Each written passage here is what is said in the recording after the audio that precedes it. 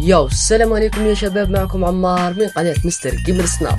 طبعا يا شباب، مقطع اليوم راح يكون شرح قصة لعبة جي تي اي سان اندرياس، ولكن قبل ما نبدأ الشرح، هذا شرح قصير للعبة جي تي اي سان اندرياس. لعبة جي تي اي سان اندرياس هي لعبة فيديو من نوع عالم مفتوح اكشن ومغامرات، وصدرت اللعبة من قبل روكستار نورث ونشرت بواسطة روكستار. والآن بعد هذا الشرح القصير للعبة، دعونا ندخل في شرح قصة اللعبة وأحداثها. عصابة البالاس وعصابة الجروف ستريك هم عصابتين بينهما منافسات قوية، حيث هدف كل من هذين العصابتين الاستيلاء على خريطة سان أندرياس، حيث تبدأ أحداث القصة الفعلية بعد رجوع سيجي أو ما يعرف بكارل جونسون، وهو من مواليد مدينة سان أندرياس وخاصة منطقة لوس سانتوس، وله 3 إخوة، سويت وبراين وأخته كيندل، وله صديقان وهما بيك سموك ورايدر. لقد ذكرنا سابقا أن عصابة البالاس والكروف ستريك بينهم نزاعات وحروب كثيرة، فما سبب النزاعات بين هذان العصابتان؟ إن سبب النزاعات بين عصابة الجروف ستريك وعصابة البالاس هو أن عصابة البالاس أنشئت في السبعينيات، وكانت أسس قوتها هو تجارة المخدرات، حيث نجحت العصابة في فرض قوتها على العديد من المناطق بسبب تجارتها للمخدرات وإدمان السكان عليها.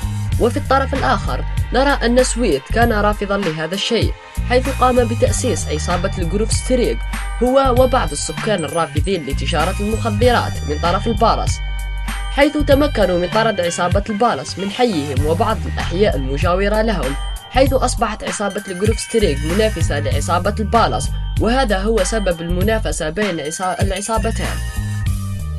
والآن بعد كل هذه الأحداث، وتحديدا في الثمانينيات، حيث كانت الجروف ستريك هي واحدة من أقوى عصابات لوس سانتوس، أتى وقتها ضابط شرطة واسمه تيم بيني، حيث لو تكلمنا عن كل صفات الفساد ستجدها في هذا الضابط، حيث أن هذا الضابط رأى أنه لو يدعم عصابة البالاس راح يدفعوا له المال أكثر، وفعلا هذا ما قام به، حيث قام بحماية عصابة البالاس وهيأ لهم مناطق تجارتهم، حيث أن أي شخص يتعرض لعصابة البالاس فهو يتعرض للشرطة مثل تيم بيلي وبولاسكي.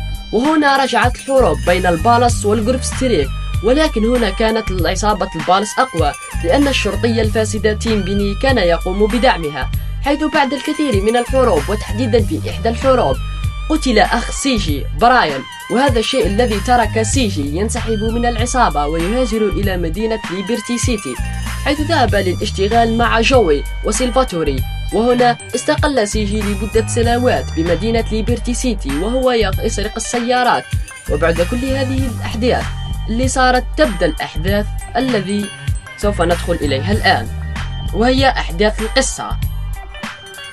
والآن بعد إنهاء هذه الأحداث الثانوية، ندخل الآن إلى أحداث القصة الحقيقية، حيث تبدأ أحداث القصة الحقيقية بدخول إحدى سيارات عصابة البالاس، حيث قاموا بإطلاق النار على بيت سويت بهدف اغتياله، ولكن الضحية جراء هذا الهجوم كانت أم سيجي. وهنا اتصل سويت بسيجي وعلمه أنه لازم يحضر عرس لعزاء أمه، حيث قام سيجي للرجوع لمدينة لوس أنجلوس بعد العديد من السنوات. وهنا تبدأ حيث هنا تبدأ أحداث القصة الحقيقية. تبدأ أحداث القصة الحقيقية حيث قبل ركوب سيجي للتاكسي، قام الشرطي الفاسد تيم بيلي وصديقه بولاسكي بإمساك سيجي وأخذه معهم، حيث قام تيم بيلي بإخراج سلاح وقال لسيجي أن هذا السلاح قتلنا به ضابط شرطة قبل قليل، فنقدر الآن ناخذك لمركز الشرطة أنت والسلاح، ونقول أنك أنت اللي قتلت الشرطي، فلو أنت ناوي تعمل مشكلة فرح تودع الملاعب، أو بطريقة أخرى راح تدخل السجن. ثم قاموا بعدها برميه من السيارة. وبعد كل هذا يذهب سيجي إلى بيته وهو مصدوم بخبر وفاة أمه، حيث وهو يقوم برؤية صورتها خرج عليه بيك سموك، حيث أتت واحدة من أفضل لقطات التعارف في لعبة جي تي اي سان اندرياس.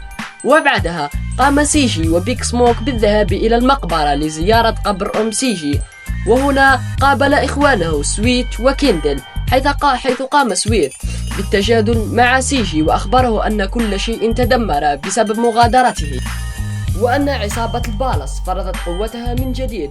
وقال سويت لسيجي: إذا كان بدك ترجع للعصابة فلازم عليك تثبت نفسك أولا من جديد. وهنا كانت أول مهمة لسيجي، وهي إعلان حضور عصابة الجروف ستريك من جديد، يعني أن عصابة الجروف ستريك رجعت وسيجي رجع، حيث قاموا بأخذ البخاخات والبخ على شعار البالس بكلمة الجروف ستريك للأبد. وهذه الخطوة الأولى عشان يدري الكل أنه راجعين. وهذه كانت الخطوة الأولى. أما الخطوة الثانية فهي ذهاب سيجي وصديقه رايدر من أجل القضاء على بائع المخدرات لاسترجاع أفراد الجروف ستريك المدمنين للمخدرات بسبب البائعين لها. وبعد قتل بائع المخدرات يتعرف عليه رايدر ويعرف مكان استقرار عصابة البالس المسؤولة عن بيع المخدرات، فيذهب سيجي ورايدر للقضاء على باقي أصدقائه. وبهذا فإن باقي أحياء الجروف ستريك قد تم إخلاؤها من بائع المخدرات. وهنا يتصل سويت بسيجي ويقول انه بده يسامحه، ولكن عصابة الجروف ستريك منعدمين للأسلحة، لذلك يذهب سيجي وبيك سموك لبائع الأسلحة لشراء الأسلحة للعصابة وتزويدهم بمختلف الأسلحة البسيطة. وبالتالي هذه كانت حلقتنا الأولى لليوم، نلتقي في حلقات أخرى إن شاء الله، ووداعا.